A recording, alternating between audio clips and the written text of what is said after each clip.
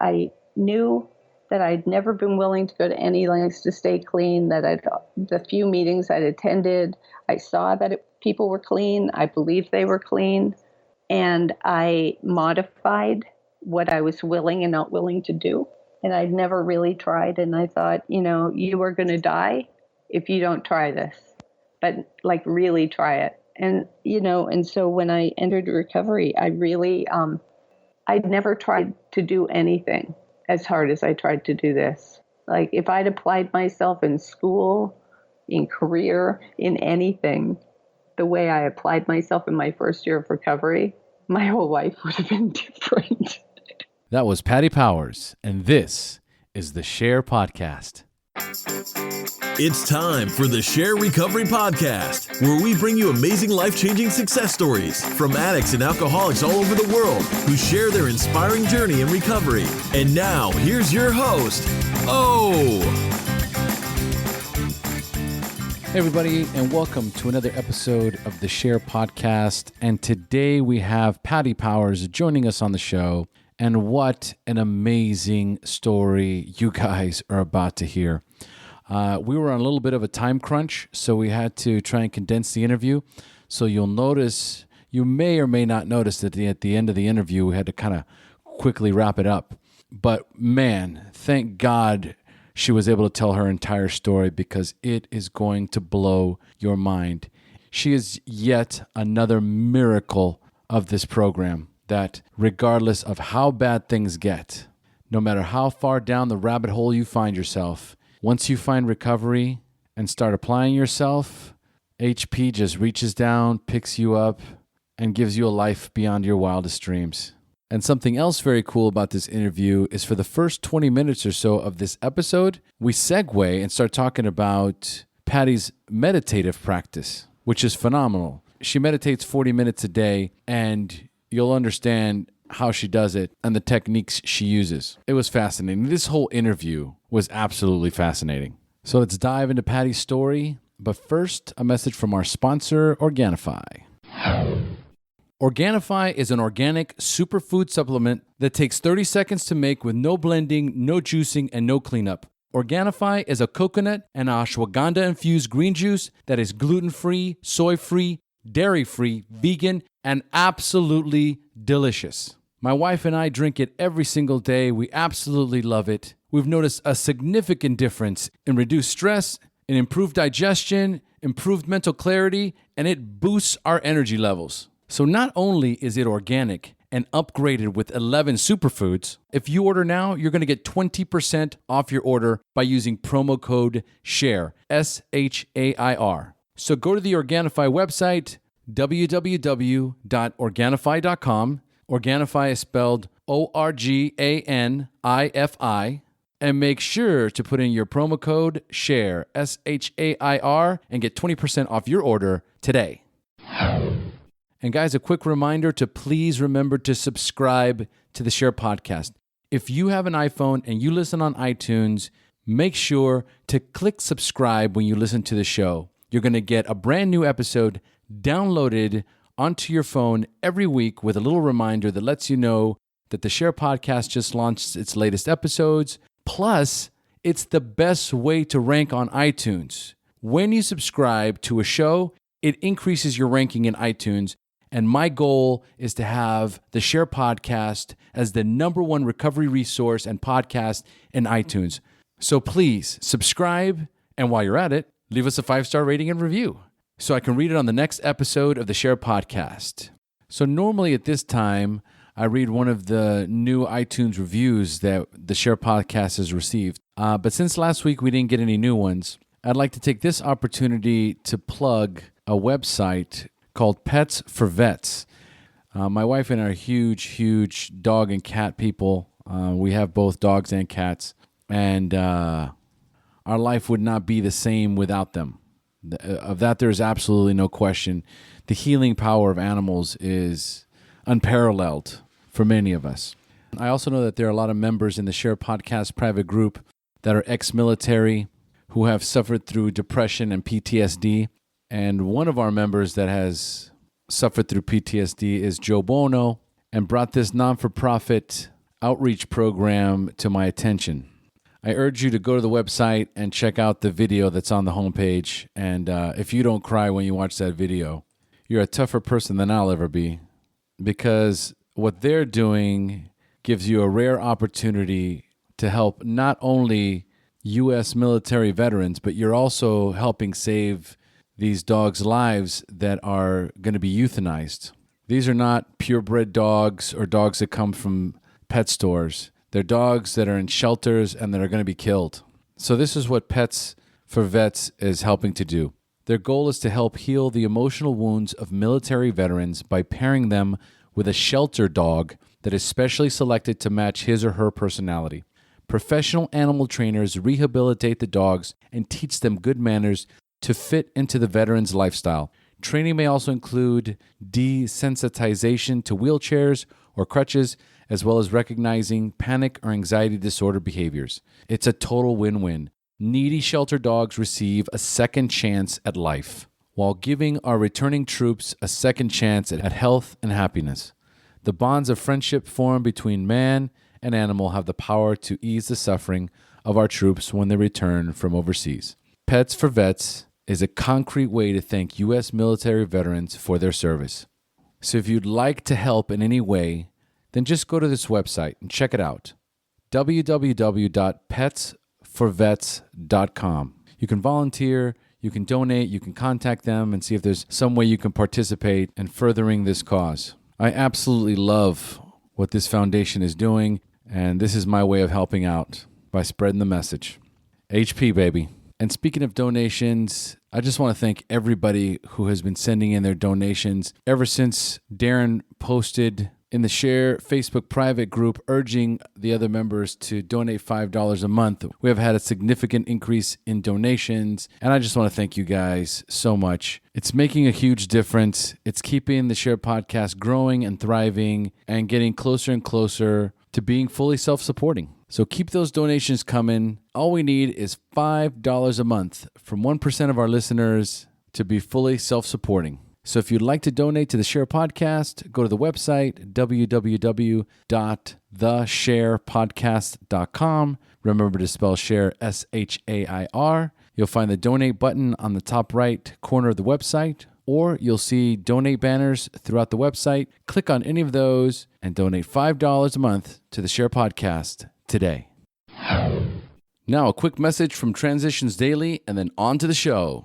Would you like to join a free, anonymous online group that offers a daily topic email with popular recovery resources accompanied by a secret Facebook group for discussion? Then go to dailyaaemails.com for more information about Transitions Daily. And don't forget to share dailyaaemails.com with friends, in meetings, and with sponsees in recovery. Hey, Patty, thanks for joining us. Thanks for having me, Omar. I am very excited to have you on the show today. How are you feeling? I feel pretty good. Excellent, excellent. All right, so folks, today we have Patty Powers joining us on the SHAIR Podcast. And Patty is a certified recovery coach, writer, and public speaker on addiction and recovery. She was featured on A&E's miniseries Relapse in 2011 and is currently writing a book. But 28 years ago, Patty was a homeless drug addict living in an abandoned building who on December 10th, 1988, was admitted to a treatment facility located outside of New Orleans for heroin addiction, cocaine, and methamphetamine use. My God, I should be, meth and meth use. Well, you are from California. It never went away from California. It made a comeback on the East Coast, but it never left California. It sounds like you had one heck of torrid affair with drugs and alcohol.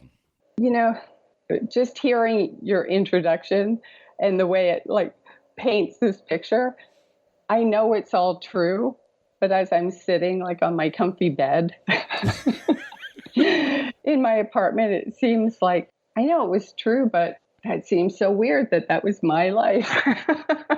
It is hard to believe. Trust me. I'm about to celebrate 14 years and I still have a hard time believing the things that were going on in my life. It seems like it was a different person, another life, something else, because life has gotten so good, right? Well, the thing that's crazy is during that period, and I do remember the darkness of it, when I was in it, it felt like performance art. Like it felt like the chapter of my life that I'd be talking about one day, or like a scene from a movie. It didn't even feel real when I was in it, but I mean, I know that's how I survived it. Do you know what I mean? But Yes. I remember being in it and thinking, I know this is really sad and really tragic, and it's not a moment. Like, this is real and it could get worse. And I don't know what worse would look like besides someone breaking into my abandoned building and slaughtering me. Like, that looks like the next thing in line as police helicopters were going over the yard because people had found this spot and were starting to creepy crawl around me, and I had to walk up a fire escape at night to get there. And I mean, it was in Crenshaw and 8th Street in the 80s, so it was pretty sketchy. But while I was in it, I didn't feel that afraid because it felt like a movie. It felt like, wow, this is crazy. You went from this backyard in a suburb of Toronto to this. Like, your dreams have come true. You lived that movie. You lived that life that was like a movie that you were determined to have. You just had no idea how painful it was going to be. Yes, an absolute horror film. A horror film, but like when you're a kid and you're watching films, whatever. I was an only child for the first 12 years of my life, and my life was pretty crazy because my parents were really young, and my father was an alcoholic who was, responsible, right, and not violent, but just a guy in his 20s who wasn't ready for the responsibility he had, really, and an alcoholic. So it was very chaotic. And my mother, who'd never been around alcoholism in her life, was, having nervous breakdowns and on a lot of medication to deal with it. So all I had really was all the media that were showing these bad people on drugs. They didn't look that bad to me. and this sort of anti-establishment, everything's a hypocrisy. They romance a lot of it. That's the problem. Yeah. Well, that kind of also was how I felt looking at how adults behaved in my house. You know what I mean?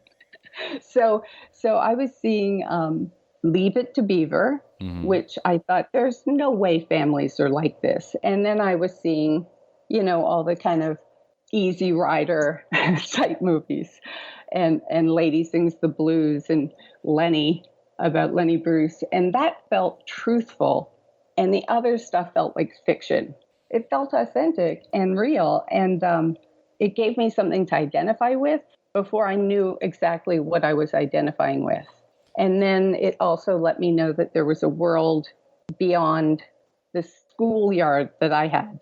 You know what I mean? Yes. So it kind of opened up doors. And, for whatever reason, I had a really interesting, don't look back and go, I wish I wouldn't have done this, or I wish I wouldn't have done that. I'm pretty much a product of my time. And the fortunate part is that I got clean. Yes. The unfortunate part is that I've experienced a lot of loss because a lot of people die in that world. Yes. But fortunately, you didn't. So before we get too further into that, Sorry. No, that's fine. That's fine, because I want to save all this. But before we dive into your story, tell us a little bit, because I know you're super busy right now working on some projects. What's your daily routine look like right now, including whatever projects you're working on at the moment? Oh my God. What does my daily routine look like? You might not have one. Well, it's hard to have one because everything changes according to how many clients I'm working with or what type of work I'm doing with them. Because my life, if I'm on tour with a band, say, there is no Patty life in there. Right. except a few minutes to get my emails. But I'll bring the self-care that I normally do into their routine. So I'm not sliding on my self-care. Right.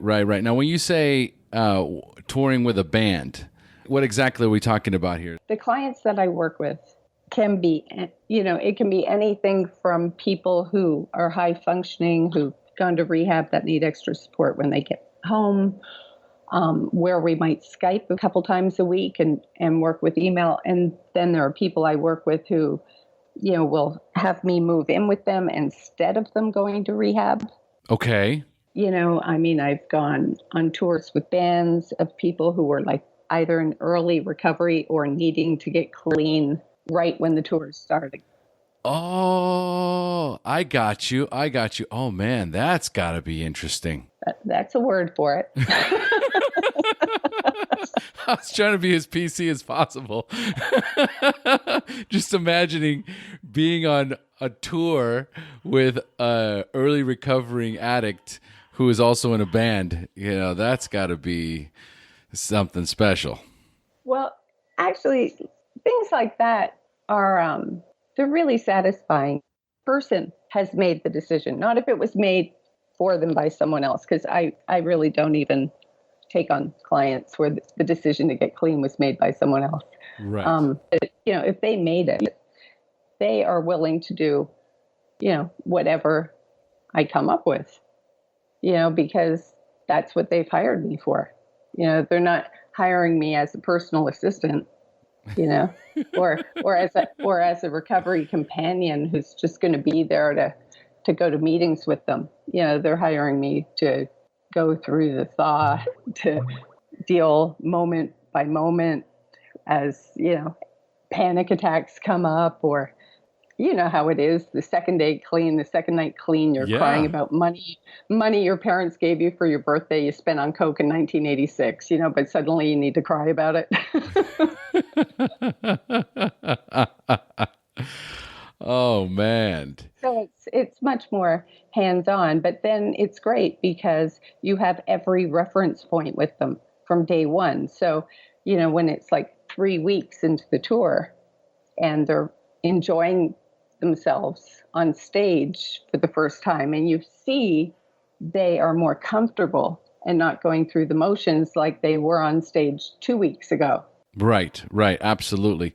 Which is part of, I would assume, the rewards, right? The rewards of doing what you're doing, because you get to practice this, or you get to be a coach in a practical application, in a day-to-day practical application. So it's not theory and practice.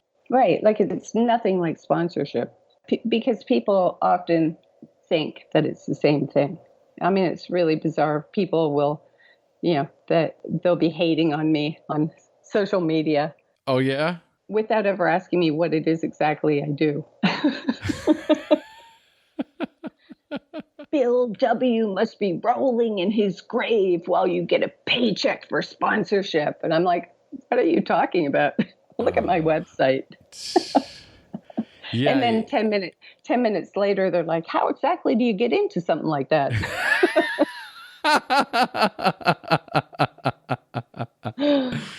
Absolutely beautiful. I love it.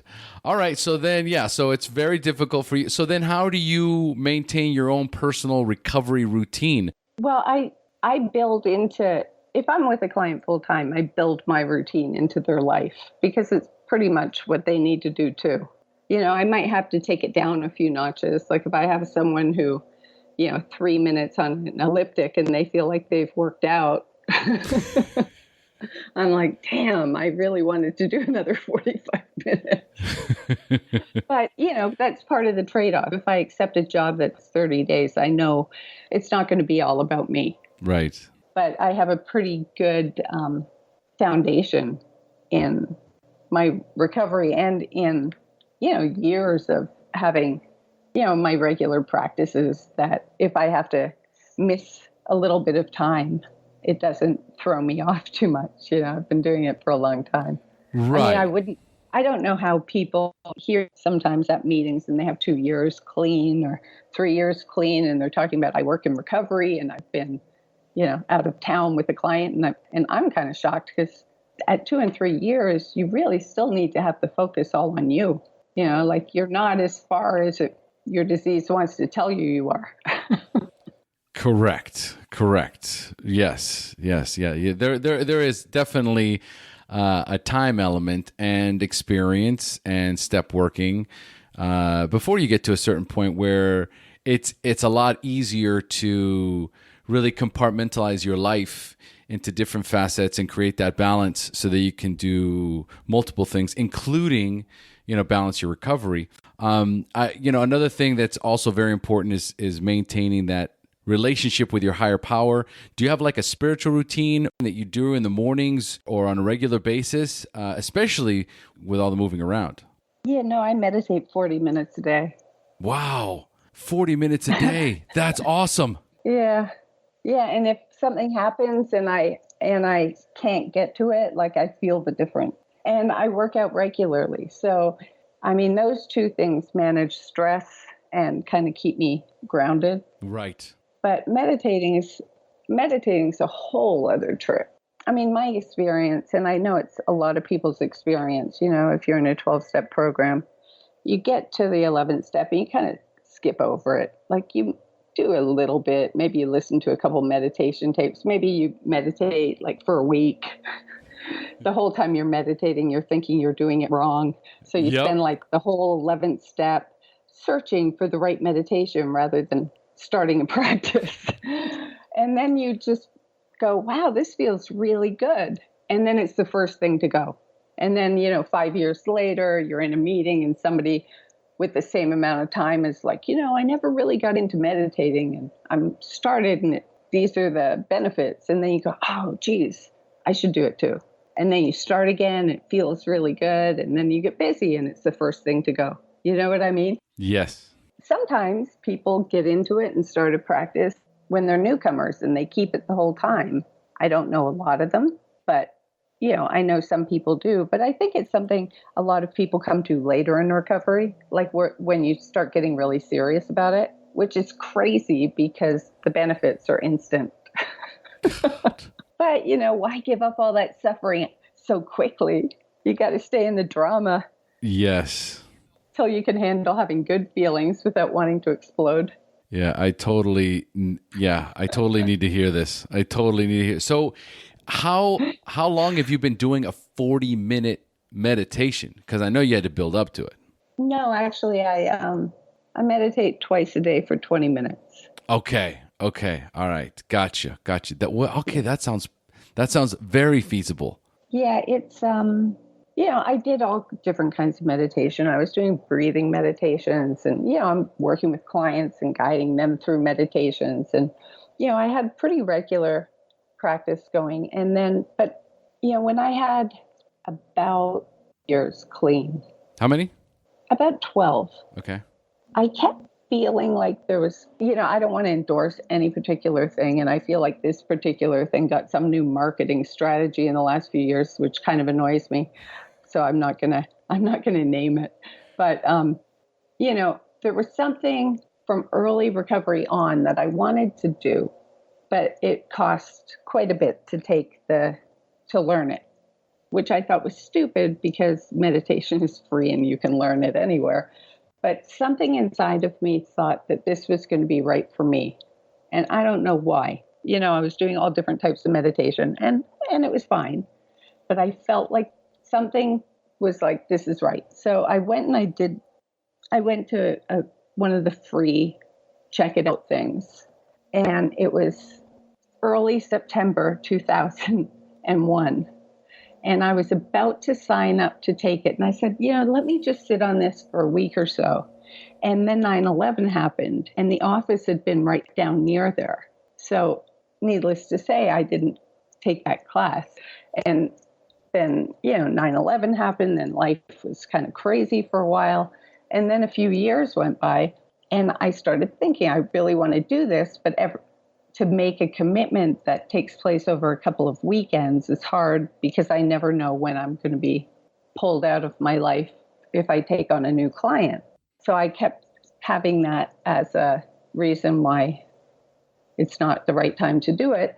And then I was with a client and I said, why don't we just do this thing? So we went and did it. And it was in a different state. because I thought this is the only way I know I'm going to be in one place long enough to do this. Right. And so we both did it, and I've been doing it ever since. And for me, it's just the easiest way to do it. You know, in terms of logic, like it was very easy for me to understand why I was doing what I was doing in the practice. Mm-hmm. So it was really easy. And what I noticed, which, you know, I always tell clients and friends in recovery and anybody will listen, is that when you do something that makes you feel good, whether it physically makes you feel good or mentally makes you feel good, whether that's eating healthy, whether it's exercising, whether it's meditating, whether it's getting fresh air, you know, whatever it is that makes you feel good, not who makes you feel good or what shopping makes you feel good, not like outside stuff, but like things you're doing for yourself. Your body likes it. So when you don't do it, your body reminds you to do it, if that makes any sense. Like you just need to get it started, and your body and mind will like take over to keep it going, unless you get really willful and you don't listen to it. Well, I think when you do become willful, it kind of creates that unmanageability in your life or anxiety, or you feel it in various ways where the thought comes, I need to meditate. Something like that, right? Right. Except, you know, if you have the disease of addiction and you've missed it a few days and the anxiety's building, when you think I should meditate, it's going to say tomorrow. You'll do it tomorrow. You're too busy today. Right. Now, do you do a guided meditation, or do you do 20 minutes of silence? I do a mantra meditation. Okay. Which means I sit for 20 minutes and I have a mantra sort of spinning effortlessly in my mind, which is the thing that stops you from falling asleep when you get relaxed.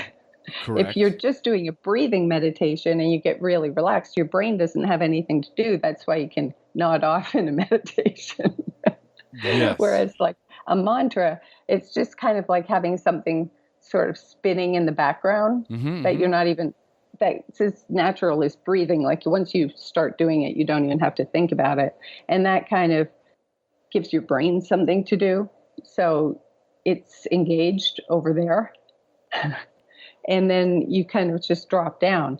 And what I notice is that if I'm under a lot of stress or just whatever, call it stress, you can be under a lot of stress without anything going wrong in your life. It's just, you know, that in the old days they'd say, did you wake up on the wrong side of the bed today? Yeah. So if there's a lot of stress going on, I set a clock. I have this thing on my phone called Big Clock. It's an app.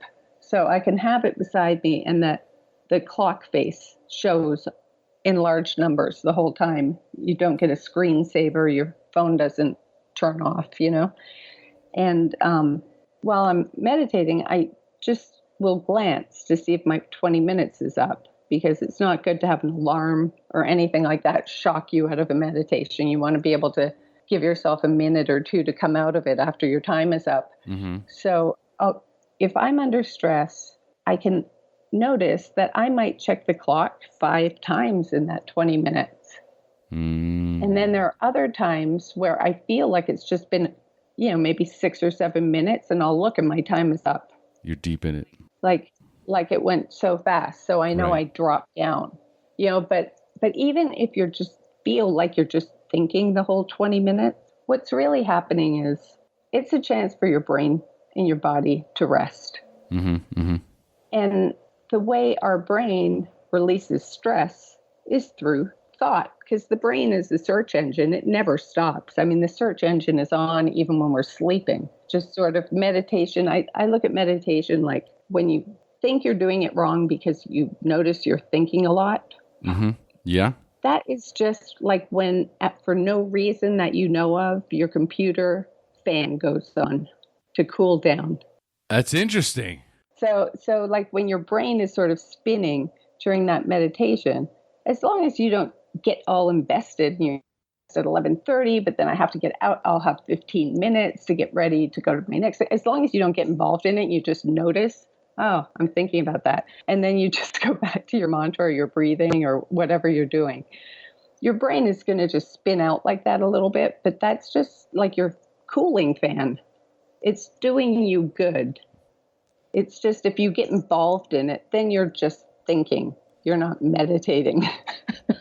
That is great, because we've even had a couple of episodes where we discuss meditating, because a lot of my listeners and the ones that are in the Facebook private group, one of the topics was, how do you meditate and how do you sit still and how do you empty your mind, and all these questions that come up because there's that constant little to-do list that runs by, or whatever thought pops into your head to distract you. And, how do you move back into your center? Can I ask you what your mantra is? Nope. You Okay. can't. Was curious. You don't want one that is a word that is used anywhere in your in that's not in the dictionary. Okay. Because if it was horse, Mm-hmm. and you were saying horse, horse, horse, horse over and over in your mind, Mm-hmm. you would be visualizing a horse. Yes. Yes. If you said blue, blue, blue, you'd be visualizing blue. You'd start thinking about blue. Like it should be something that has no meaning. It's just a sound. Okay. It's just a sound so that your brain has a little something to do, so that, if you think of it kind of, when your thinking's going to take place, right? You're thinking, your brain's a search engine. It's going to be thinking. That's the only thing it can do. It can't do anything else except think. So that's going to be going on somewhere.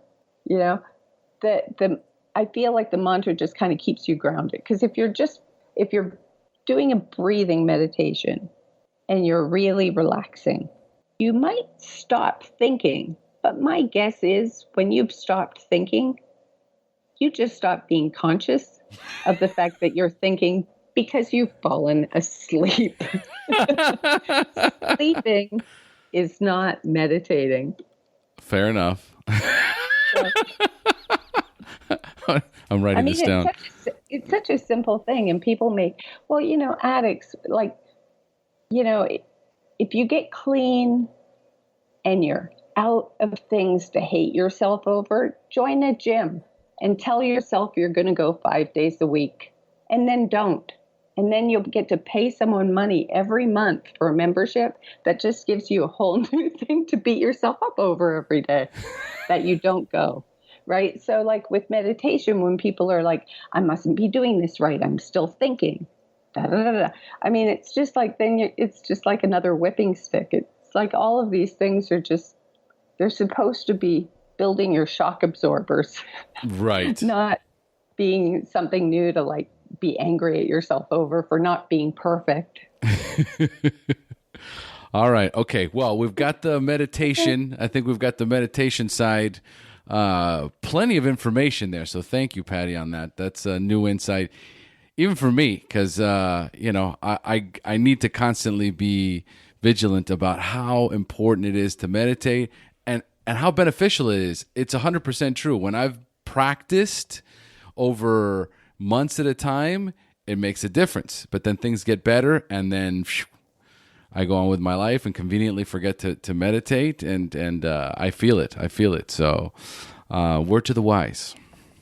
Well, the thing with, like you were asking me about when I'm doing a job, if it's intensive and I don't have my own life, what is my self-care routine, and how do I deal with not getting to do it or getting to do it or having to modify it, is that, these things just become part of your life. Like you don't, it's kind of like the steps if you're, in a program. Mm-hmm. Like after time, at first you have to remind yourself, and you have to be like, oh, I'm going to, write my staff, or I'm going to go to the gym. And you just really have to remind yourself, because it's not new, and it kind of goes against everything that the disease doesn't want you to do. Right. Yes. right? Because it all supports recovery. Mm-hmm. And so, but once you build the habit and it's been going for a while, it's just a habit. It's not that hard. If you get pulled away for a week, you return to it. Right. It's just like it takes time to build a habit. Absolutely. And we don't really build our habits by like being mean to ourselves for not being perfect about it. Like when people get clean and they're like, I'm going to quit smoking sugar, white flour. I'm going to go to the gym 5 days a week. I'm going to run 3 miles a day. I'm going to meditate 40 minutes. And you're just like, just be happy if you can get to a meeting every day for 90 days. Like, just keep it there. Life is long. You can get to all this other stuff. You will. Yes. Easy does it. But, I can laugh about it because I was exactly like that, except, I was like, I'm going to smoke until I can't smoke anymore. And drink coffee till I'm not giving that stuff up as a newcomer. But I meet people that as newcomers are like, I'm giving up anything that comes between me and God. Like, we get pillows to land on. It takes a lot to land back into your body. Yes. If it's too painful, you won't be able to handle it. Like, I don't know how much trauma you had, but you might need a few cushions to get comfortable. It's a long ride. Right. All right. Well, let's move on a little bit here because we still got a ways to go. So tell us how old you were the first time you drank or used drugs, and more importantly, how they made you feel. I was 12. I took acid. I loved the idea that I was someone who was about to take acid. So there was a little bit of a pose involved. Like, it was like, in my eyes, I was cooler just because I was going to do it, and Right. had nothing to do with the high. And as soon as I felt the high, I was wondering when I was going to get to do it again. Perfect. I was wondering that while I was on that 8-hour trip. When do I get to do this again? I want to feel like this every day. So that was kind of how it started. At 12 years old. Yes. Wow, powerful. And how much clean time do you have, and when's your anniversary date? My anniversary is December 10th, 1988. So we're at 28 or 29 years? I guess it's like 28 and a half now. Long time. Wow, that's amazing. I've been clean half of my life. That's awesome. Isn't that crazy? That is beautiful. Beautiful. All right. So, Patty, you're all warmed up. So this is what it's time. It's time for you to share your story, the battle with drugs and alcohol, the wreckage it caused in your life when you hit rock bottom, and then finally your journey into recovery. So, Patty, take it away. Oh my gosh. Well, like I said, I started getting high when I was 12, and I got clean when I was 28. At the time, I totally believed I was getting high because I was a free spirit and a risk taker, and I was up for the adventure, and I wanted new experiences. Now, that's all true. That's all absolutely true. But, the other side of it is that I had a lot of feelings in my childhood that I didn't get to express. I didn't know what they were. I didn't feel emotionally safe. I knew I was loved. I knew I was physically safe, but I didn't feel emotionally safe on the inside.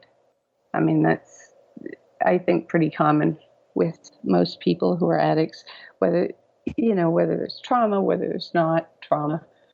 I didn't have any real sense of who I was. Like, I thought I knew who I was, but I wasn't sure. Mm-hmm. And I would, you only have your house as a kid to measure what's normal. You never question what's normal until you go to somebody else's house for dinner after school.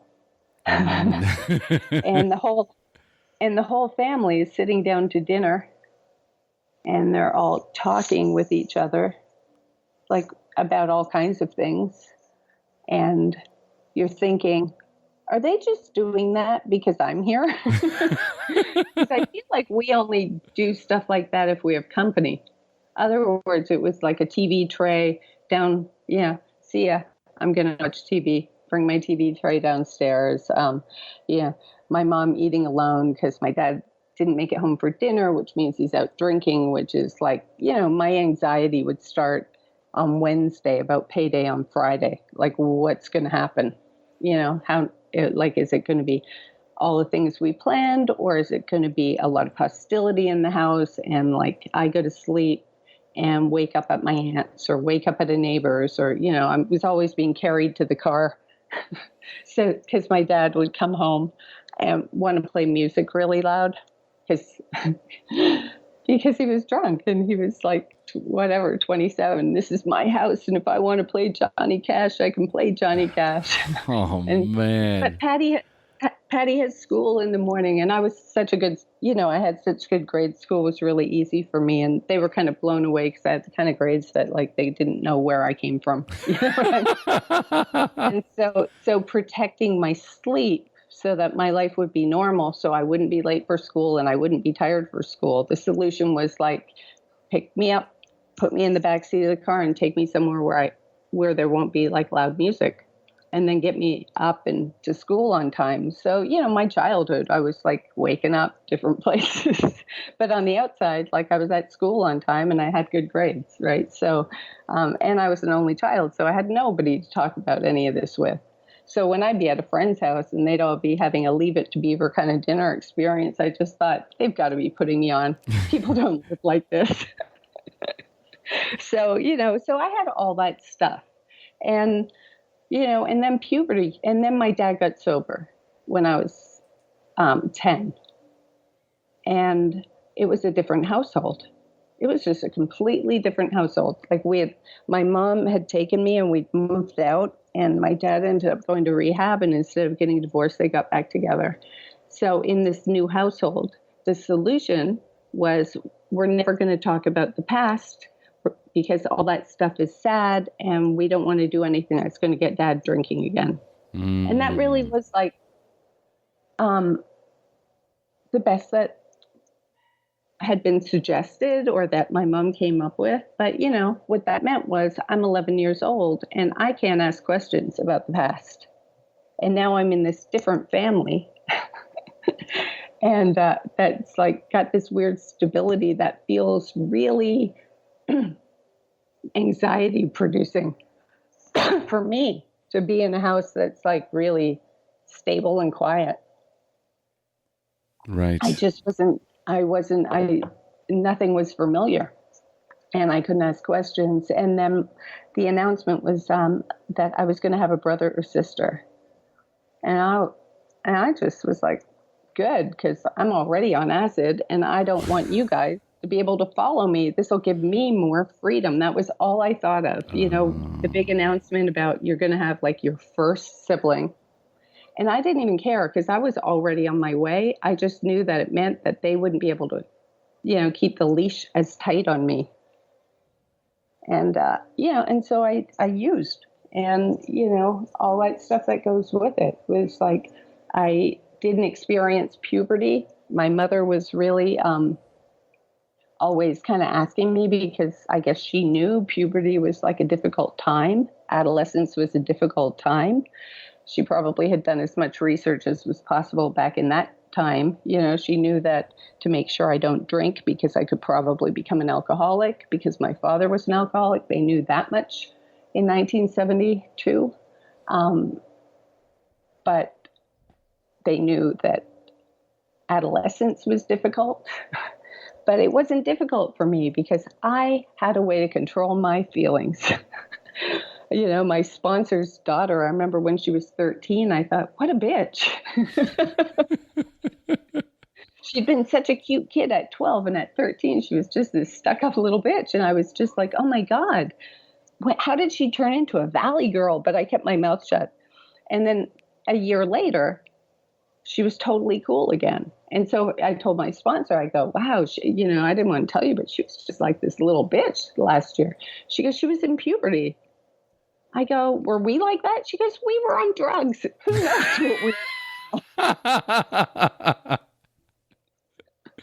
So, I bypassed a lot of things that would have been uncomfortable emotionally uncomfortable or difficult phases of growing up. But, what I know now is that all of those things help human beings to gain coping skills and mature emotionally. And when you have coping skills, emotional coping skills and maturity, you don't need to find something to change your feelings because your feelings aren't unbearable or unknown or mysteriously scary, white noise, vibrational energy that's like, tormenting you in the privacy of your own mind. Like you don't have that if you are, developing coping skills Right. that happen between, 12 and 25. But if you're high, you don't really have a need to develop those skills. So you don't. So when you get clean, you don't have those skills. So recovery ends up being about building those skills, right? So I kind of bypassed a lot of things. Like I figured out that if I got stoned with the stoners, they just respected me and didn't try to make out with me. So I didn't have to deal with what's going to happen if they want a goodnight kiss, because that just seemed horrifying. I mean, that still seems horrifying to me. I don't think I've ever dated like a normal person dates. But, because I didn't have those experiences, because it was just easier to get high with someone and build that bond. So I learned how to bond with people in a completely different way. So I bypassed like a lot of normal life stuff like we do, and then you get clean and it's like an altered experience. You get clean and you're like, this must be what taking acid would be like for the first time for an adult. Because everything was like bizarre, so my using went on. I had a marriage and I had a career and I would have things and I'd lose things, but in youth it doesn't matter because you get things back, because youth and beauty goes a long way, and the resilience and the consequences were just part of the adventure, and I did a lot of things that weren't driven by desperation of using as much as curiosity. And I moved to New York when I was 18 and moved into the Chelsea Hotel, and it was punk rock, and it was like Sid and Nancy and that whole thing, and I knew everyone and was part of everything, and it was really fun, and I felt like I'd arrived, which was a really unusual goal to arrive to, being a heroin addict in New York City, but it was on my bucket list. Because I liked the Velvet Underground and I, and I liked Keith Richards, and I liked all these ideas of what would make me okay based on who I admired for different reasons. It wasn't that I admired different artists and writers and stuff because of the drugs they took. I admired the work they did, but the drugs they took were easier for me than to do the work of being a writer. Right. It was easier to just be around artists than to be one, so from the beginning, there was this feeling of being a fraud, because I knew inside the only thing that ever had mattered to me was to be writing. I knew from an early age, and I knew it was something that was really effortless for me, but really satisfying.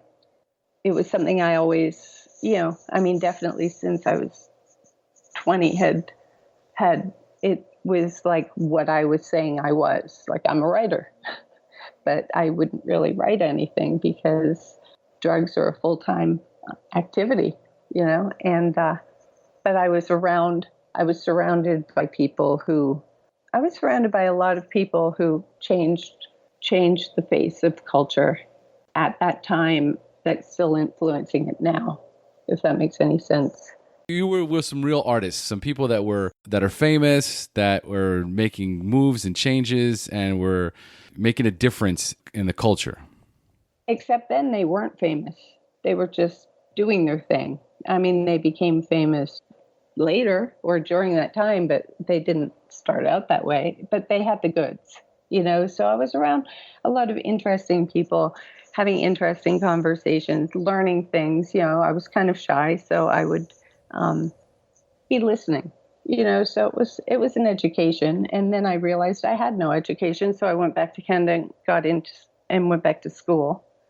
And then I didn't know I had ADD. So when I'm really passionate about something, I'm fully engaged. And when I'm no longer super excited by something, if it doesn't engage me, I'm bored easily and I lose interest. So, a lot of things start out really challenging and then I nail it really quickly. And then there's 3 more years and what am I going to do? This is killing me. Right. This is not challenging. It's not interesting. I don't have the patience. How do people endure this? Like there's other things I should be doing right now. So it was always really hard for me having follow through, and not because things were difficult. Like if things were easy, it was hard to have follow through. Yeah, it's just hard to have follow through when the thing you love the most is getting high. It's really hard to convince the person you're married to or you're in love with that like you love them more than drugs, because deep down that's not true. So then you feel like, am I really that shallow? Does this person matter at all? I know they do, but do they really? I feel indifferent. Why is that? And then, so then that relationship collapses and that person's gone. And that's when I realized, oh no, I really did love them. I just was powerless. Like drugs had to come first, but it's too hard as an addict to be able to see the truth in that, that drugs come before family, drugs come before partners, drugs come before your dreams, drugs come before everything at a certain point, and I might have known it somewhere deep inside, but that was just too painful to acknowledge, because to acknowledge it would mean maybe I should do something about it, and I wasn't there yet. So instead, when my husband was gone, I abandoned myself into drugs like I never had before. Like I'd always tried to keep it together. Yes. I always had an audience that I had to present that I was someone who could handle heroin. You don't have to worry about me. But when I didn't I removed myself from everyone. So without an audience to perform that I'm not an addict for, I moved to California. I said goodbye to my family. And before I got to the end of the street in Canada, after saying goodbye to them and they're on the driveway waving, I knew that I was going to California to die. Oh. And I knew it, and I couldn't stop the car and turn around and ask for help. And that was one of the saddest moments of my life, because I knew that I might never see them again, but I knew I had to ride it out. Like in my mind, I thought you just have to ride this out. But what I know now is that the disease was in charge, and I did not have a choice. I did not have the choice to turn the car around, because I was in the grip of the obsession, and I couldn't stop. And that next year in California, living in abandoned buildings, and, I was in county hospital. They thought they were going to have to amputate my arm. I mean, horrible shit was happening. My car got impounded. I was in jail in Hawthorne. But I remember being in the hospital, and I had a temperature of 106. Oh. And they thought they were going to have to amputate my arm. And they told me where the payphone was. And I wasn't ready to call my parents, because I'd been calling them from payphones, but because I wasn't a documented resident, there's another word for that, but, I don't know how far this tape will go with the INS. But at the time, I was just a Canadian here. And so I would call my parents from payphones every week, and I'd just act like things were great, but that it was harder to get a phone in my name here in California compared to New York, because they wanted more ID because of Mexico. So my mom's like, oh, okay. So they had no idea how much I was suffering, like none. Right. And so when I was in the hospital, I wasn't ready to call them, because I didn't want to put them through the truth of my life. And so I was in the hospital. I'd been out LA for a year, and there really wasn't anybody I could call to tell them I was in the hospital. And when I got out, I took the bus back to the abandoned building, and somebody had moved into my spot. I could tell somebody had been in there, and I knew it wasn't safe. So I put my belongings in a box, and I had my hospital bracelet on, and I took the bus. Oh my God. And I got off the bus, and it was nighttime. And I was dancing by the airport. I don't know if you remember Nudes Plus. Yes, yes, I do. Yeah, I was working there. Maybe I danced for you when you were 18. But I was working there, and somebody, like a guy who went in there all the time, who was pretty harmless, he had like a studio apartment for rent in Venice, on the, I don't even know, away from the beach, away from Lincoln, going the other direction, around Rose and Lincoln. Okay. And, it was like maybe $300 a month or something. It was a little furnished studio. So he said I could move in. So I'd already had that set up before I went to jail and the hospital and all that stuff. So I was on the bus, and the bus driver dropped me off. I had to change buses somewhere. I'd never taken the bus in LA, but they'd impounded my car. And I just thought it would be like New York. So I'm sitting at a bus stop, and then a car comes up, and it's my bus driver. He'd finished his shift, and he realized there was no bus. So he drove me to Lincoln Boulevard so I could get a bus there.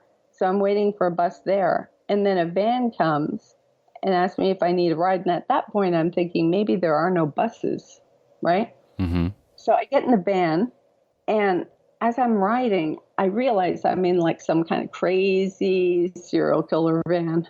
And this guy is completely nuts. Like, I just know it in my bones. Like, my bones have always, I've been in so many situations where I could have been killed or raped or whatever. And somehow, like, I sense it, and I've been able to, like, think fast, talk my way for whatever reason. I'm just lucky. I've never been a victim of any kind of violence, which is pretty amazing considering. Yeah.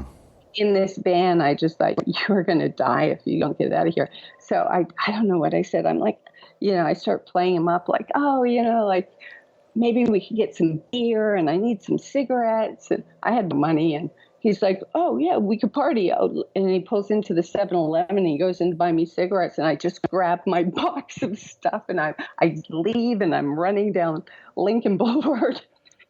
And then this group of gangbangers across the street divide up and get in front of me and behind me, and they're going to market at the corner of Brook and Lincoln. By now it's like 2:30 in the morning, and I go into the store, and I tell the woman at the cashier, I ask someone who's paying, I go, I've been followed, and I think, I'm in a lot of danger, and I just live a block away, but I'd have to walk down this street past all these parking garages. And I was wondering if you could give me a ride. I'm really not trying to like get anything from me. I just want to save my life. And people were looking at me like I was some crazy homeless person, which I must have looked like with my hospital bracelet on and my box. But they looked out the window, and they saw these 9 kids sitting there waiting for me. So they gave me a ride to my house. Like, that was what my life was like before recovery. Like, every day was like that in some way or another. Wow. My God. It's like a war zone. It was crazy. Absolute insanity. But that was when I gave up. That was when I was just like, fuck it. I'm not even going to try to control my using, because what's the point? I always fail myself anyway. I'm just like, just go with it. And then, long and short, I ended up at NA World Convention in Anaheim. I'd lost everything.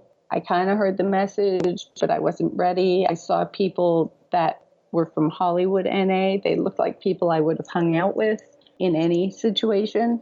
Uh-huh. And I hooked up with some guy with 90 days clean, and he moved me into a little motel near his sober living.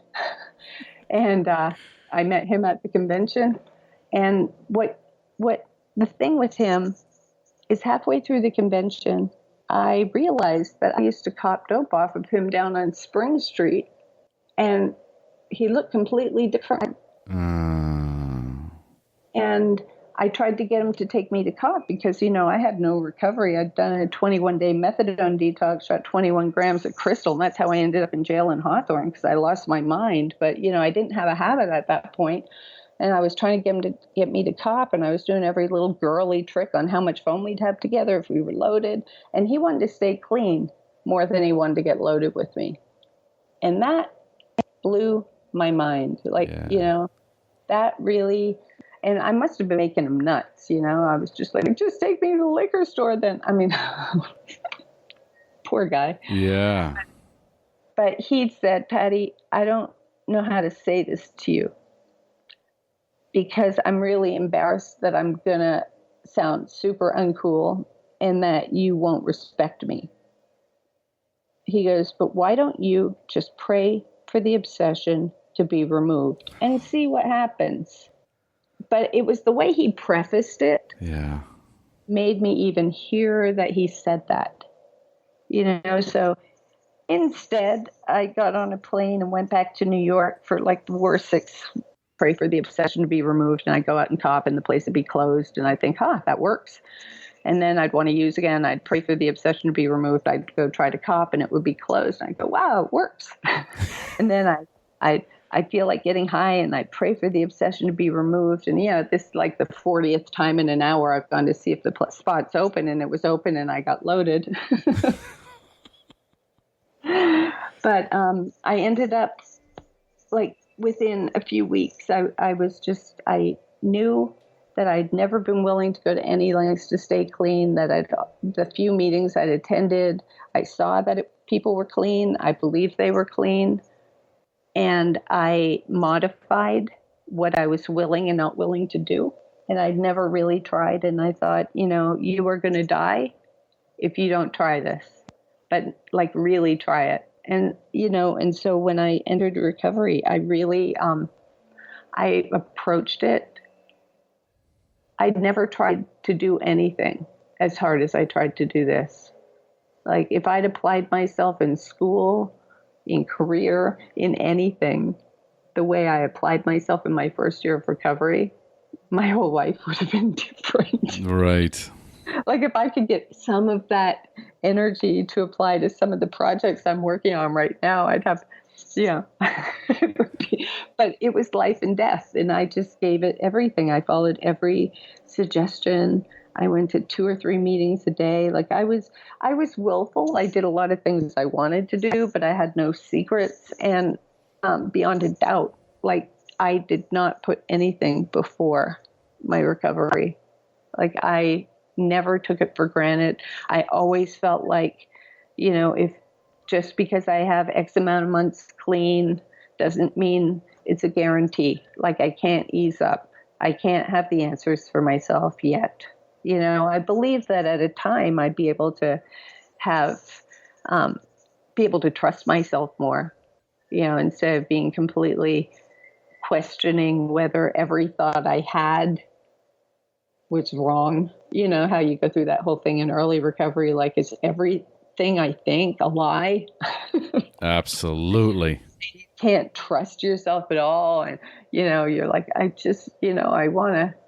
I want to get laid, but is that going to get me loaded? You just don't even know what to do. You're asking everybody, should I phone him? You can't make any decision. If I have too much fun, will I get loaded? Everything's this big, crazy drama. That's what I meant earlier when I said, you get clean, and because you never get those coping skills, you're like the kid at a high school dance who's trying to act cool, but you're invites you to coffee so you don't die, but you can't say, could you invite me to the meeting because I have 2 days clean and I'm terrified of myself. Instead, you stand there trying to look cool, like you have somewhere to go, but you're lonely as hell and desperate that you're not, cool enough or pretty enough or funny enough or, whatever enough that people in the meetings will talk to you. Man. Going insecurity, it's so painful, and part of your brain going, this is insane, you've never been this person, what's happening to you? but like, so it's just this whole crazy period in early recovery where how you're feeling and the self-obsession and insecurity is so insane, and the self-doubt is so insane. And then the other part that's going, there's nothing in your history that shows that you were ever this person. This might not be real, but you're afraid to like trust that voice. So you're just like, what do I do? I just glued myself to people. I just, really just believed that no matter how smart I knew myself to be, and I really have never doubted my own intelligence, I knew that I did not know how to stay clean.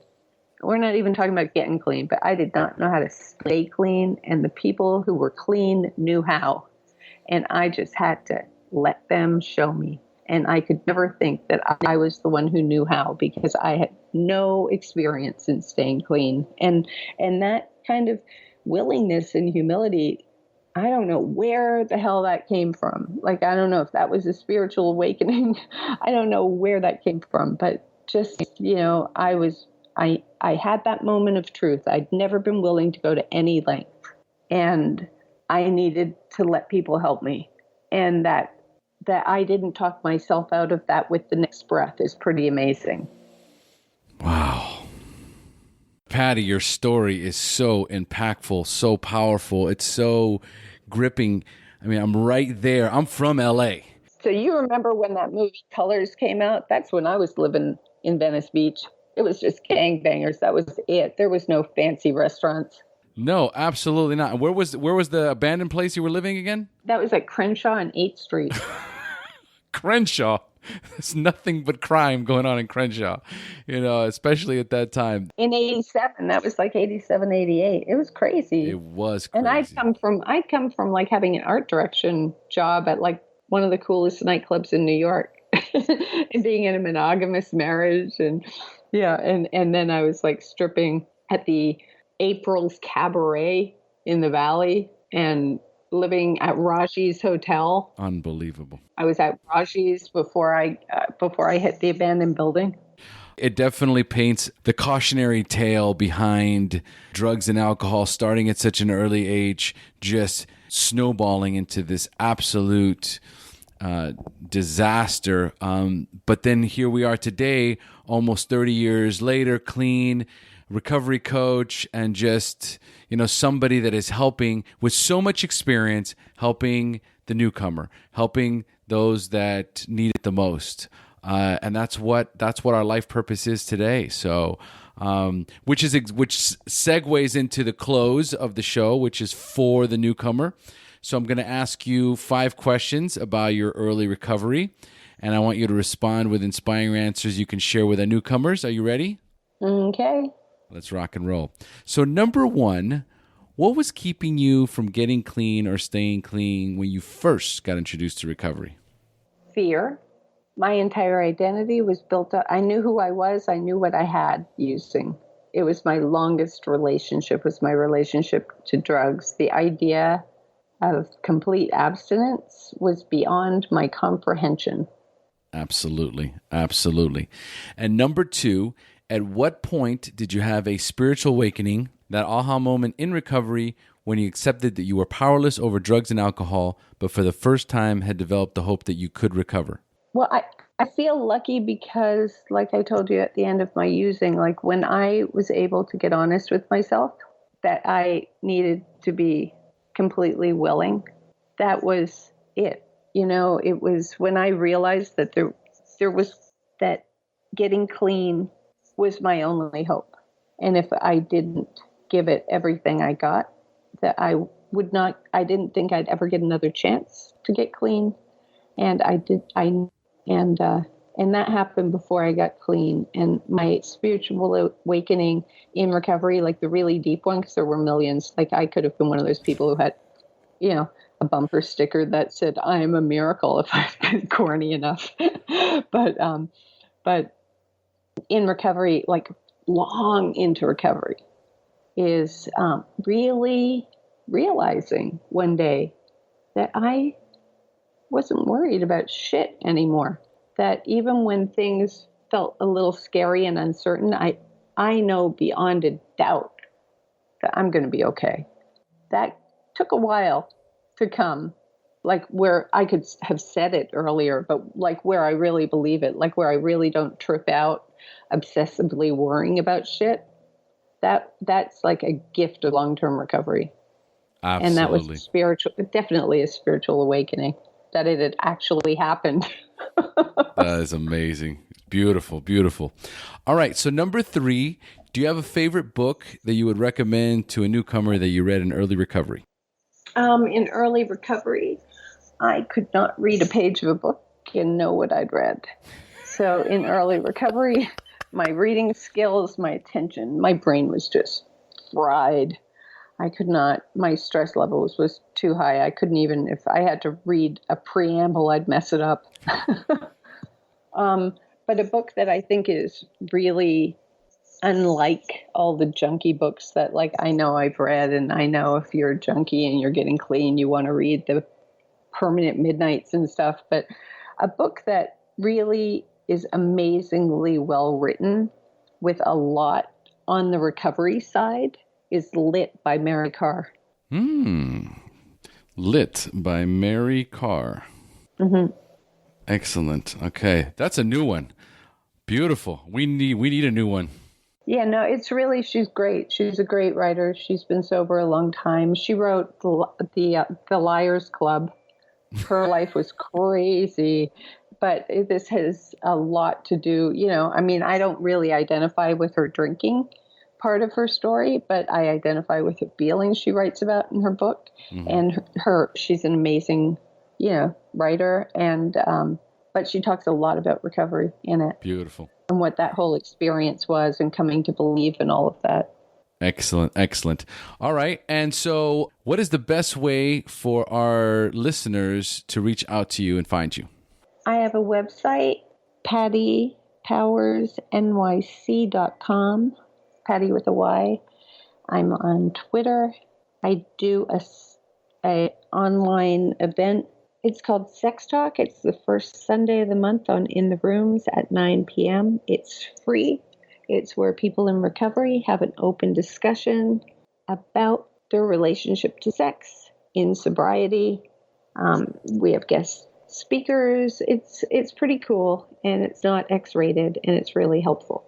It's the first Sunday of the month? Usually, and if it's not, if you join my newsletter on my website, I always send out something if I change the date. Right? And it's at what time again? 9 a.m.?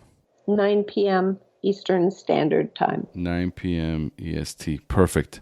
All right. I'm going to put that on the show notes too. That sounds cool. I might have to check that out myself. It's really cool. I love it. I love it. Okay. Great suggestions, Patty. Thanks for joining us. And as we say here in Costa Rica, pura vida. Pura vida. Thank you for joining us on the SHAIR Recovery Podcast. To check out the show notes page on this interview or to thank our guests for sharing their story, go to www.theshairpodcast.com. While you're on the website, don't forget to sign up for our free newsletter to stay up to date on the latest news, podcasts, and interviews. Want to be one of our guests and share your story? Then go to our website and click on the Share Your Story button. We share our inspiring recovery stories every Tuesday, so subscribe to our show on iTunes or Stitcher Radio to get your free weekly download. We'll see you then. The opinions shared on this show reflect those of the individual speaker and not of any 12-step fellowship as a whole. And though